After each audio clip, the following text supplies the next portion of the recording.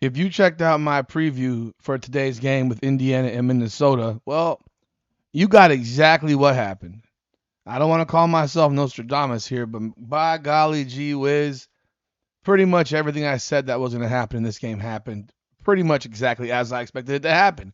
I've honestly never been so right about how a game would go in my life until today. Today was, man, oh man, shoot, I was in prediction mode, man. Today, this was wild. This was absolutely wild. The Indiana Fever are 108-100 losers today at Minnesota. The game lived up to everything that I expected it to be. I expected it to be a high-paced, up-tempo, back and forth type of game. I expected both teams to score 100 points. I expected to see a lot of points.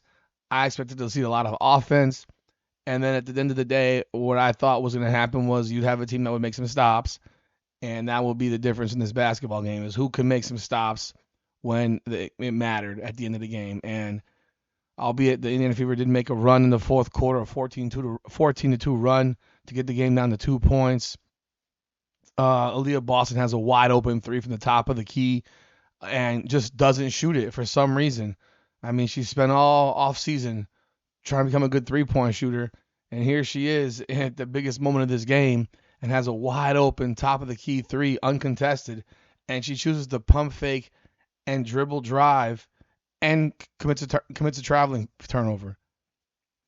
It was something that I'm like, are you kidding me? Like, this is what you've practiced this shot for, and you're wide open, and you turn it down at the biggest moment, and that pretty much was that sealed the game because from that point on, the Minnesota Lynx scored what 5 straight points to make it 107-100, I'm sorry, 105-98, and that was pretty much the ball game at that point.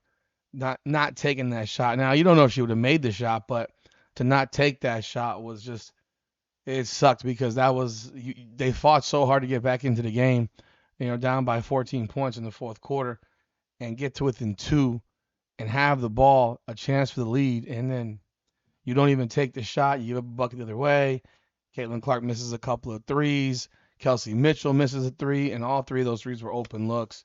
And they can't knock any of them down. And despite shooting a ridiculous 57% from the field and 46% from three, the Fever couldn't win this game. Another game that the Fever have lost, scoring over 100 points in a game. I mean, their defensive incompetence it just shows every single game. Indiana got led by Kelsey Mitchell, who had a monster scoring performance. She had 37 points. She was 14 of 21, 6 of 8 from three. I mean, she was on one tear today, a torrid pace. But exactly as I expected that this game would go, I said it.